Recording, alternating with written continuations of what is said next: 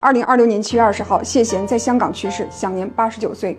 谢霆锋和谢婷婷发布讣告，确认父亲离世。大家好，今天是2026年的7月21号。据港媒报道，金像奖历史上最年长的影帝谢贤于2026年7月16日因肺炎去世，享年89岁。消息是7月20日正式对外公布。正在内地筹备于7月25至26日举行演唱会的儿子谢霆锋，已经紧急低调地返回香港，为父亲谢贤处理后事安排。有消息称，为尊重四哥生前意愿，一切低调办理。谢贤的离世算是轰动香港的大事了，一起来听听这位博主怎么说，直接看视频。谢贤走了，那个力挺周星驰撑起半个港片江湖的背影终究还是散了。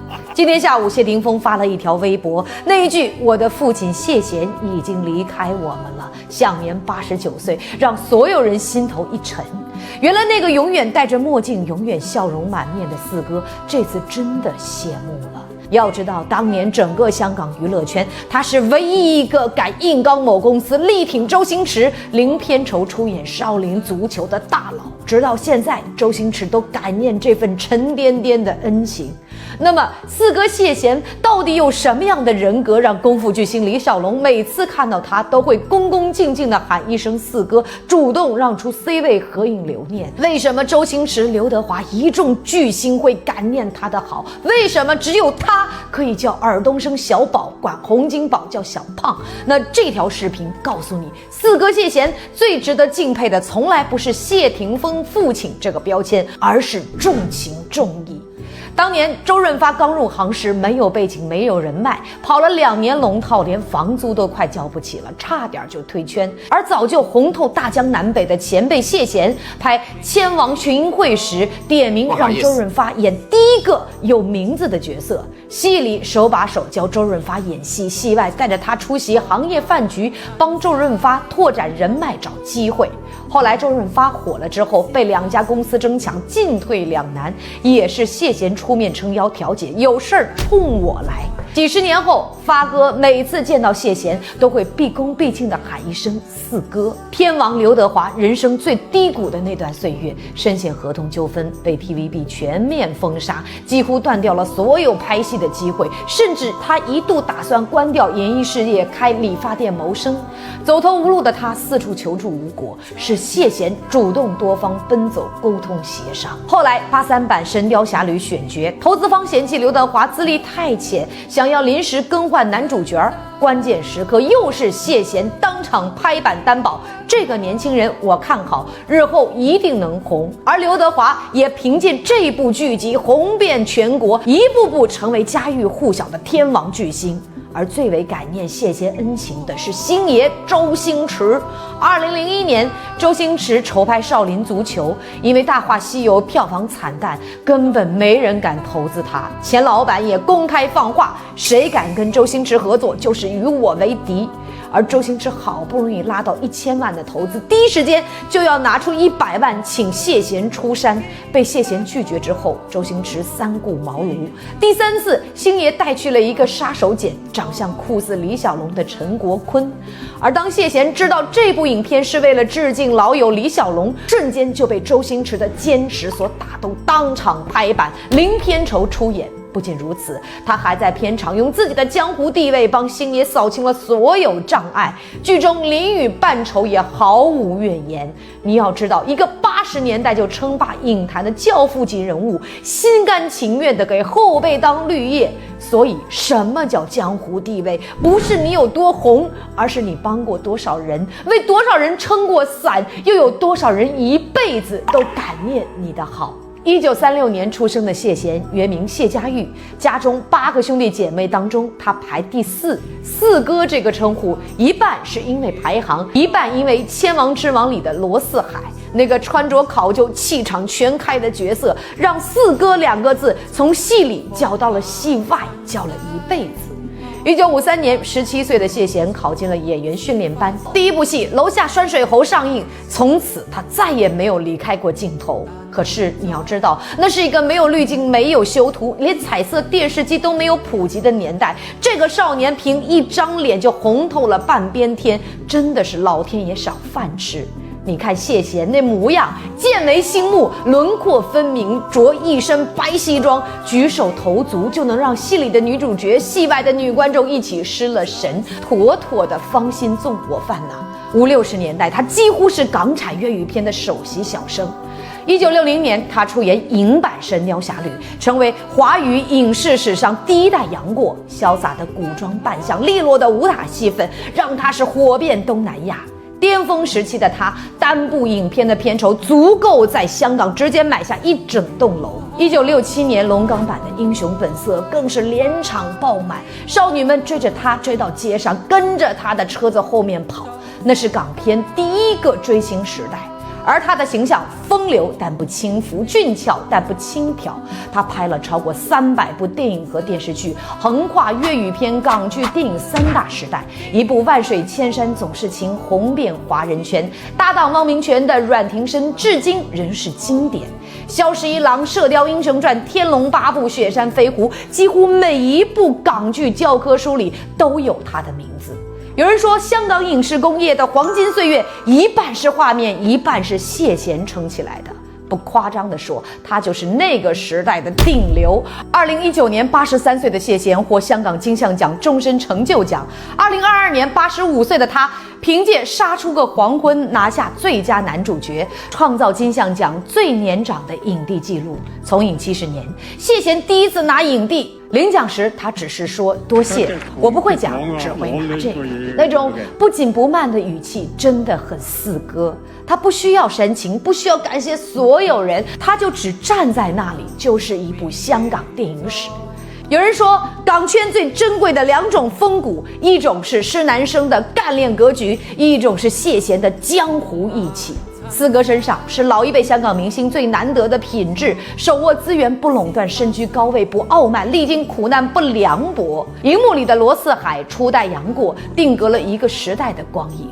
荧幕外的四哥用半生时光托举起了半个港圈的星辰。真正的底气从来不是头衔和名气，而是愿意伸手托举他人的善良。他从来不是谁的附属标签，本身就是香港粤语电影黄金时代里不可复制的一座里程碑。而荧幕前的我们，看到李玟、周海媚、吴孟达，到现在的谢贤，一个又一个熟悉的面庞变成了黑白色，我们的鼻子一酸，心里一沉，我们猛然发现，那个黄金年代正在一寸一寸地离我们远去。谢贤的离去从来不是一个人的谢幕，是一个时代的坐标。他见证过粤语片的辉煌，亲历过港剧的巅峰，参与过港片走向世界的征程。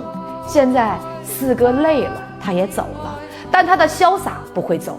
他说过，表演必须继续。谢霆锋也在声明里说，不用哭，也不必太伤心，他会觉得那样不够潇洒。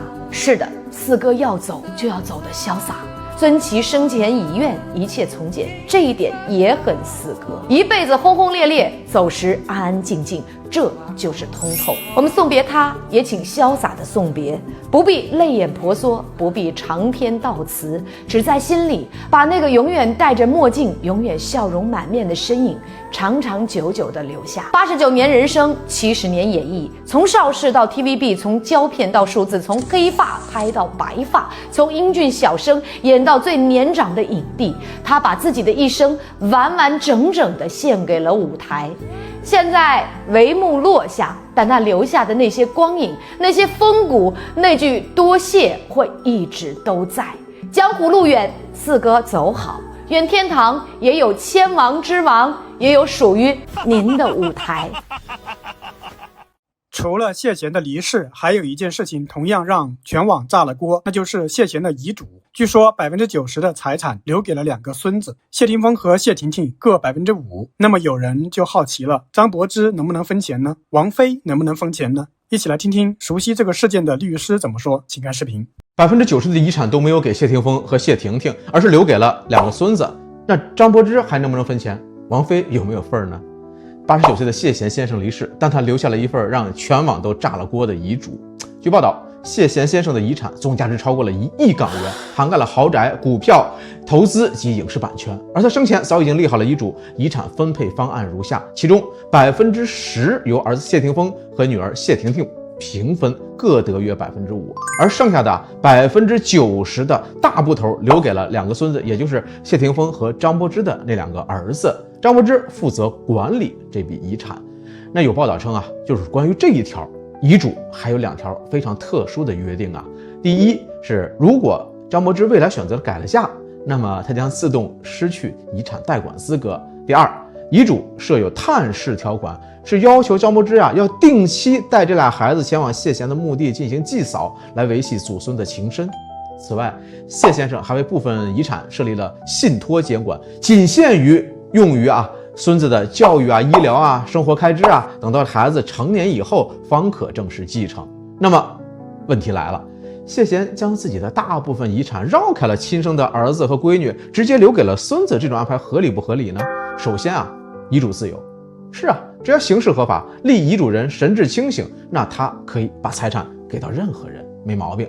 在中国香港，孙子女虽然不是法定的继承人，但如果遗嘱人家明确指定了孙子女，那是完全可以作为遗嘱受益人直接来继承。谢先生正是通过遗嘱绕过了子女优先的传统路径，实现了隔代传承。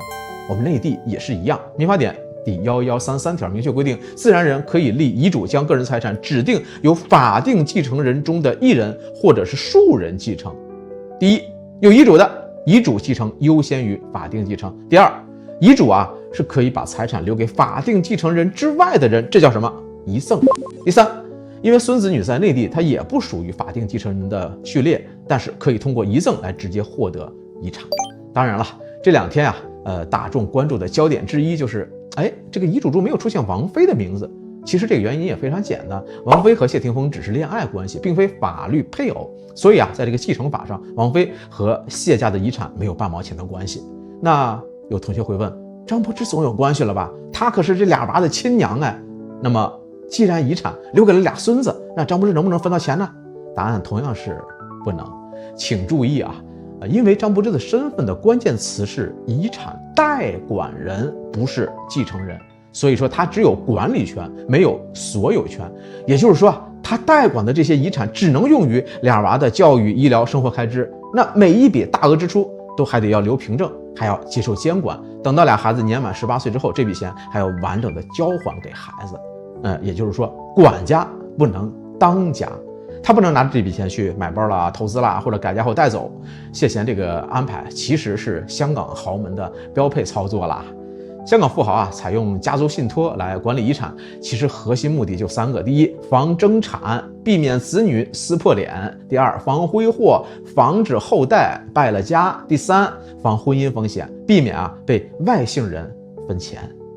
我们再说回谢先生他虽然身家远比不上那些1000亿豪门，但是人家的法律意识可一点也不差。我们可以说，从这份遗嘱当中，我们可以看到一位长辈对家庭的最后的一次托举。他把钱留给了最需要保护与关爱的孙辈，把信任交给了曾经为这个家真情付出过的前儿媳妇儿，把体面留给了他牵挂于心的所有的人。The show must go on， 这是谢先生的人生信条也是他留给这个世界的最后的潇洒。现在谢老先生的演出落幕了，但是有些人却迫不及待地开始算他们家的财，算他们家的账，编一段毫无根据的家族内斗，就开始传人家家的谣，甚至把前妻、现任、孙子、儿子通通拉出来，品头又论足，制造对立。我们说这不是关心，这是消费，这也不是怀念，这是打扰。一位老人用最后的清醒和体面安排好了身后的一切。我们不信谣，不传谣，不揣测，不消费，让四哥在人间潇洒走一回之后，能够放心、安心、体面的离开这才是对一个传奇给予的最后的尊重。大家怎么看？欢迎在评论区说说你的看法。最后还是希望大家多多点赞、评论、订阅，谢谢大家。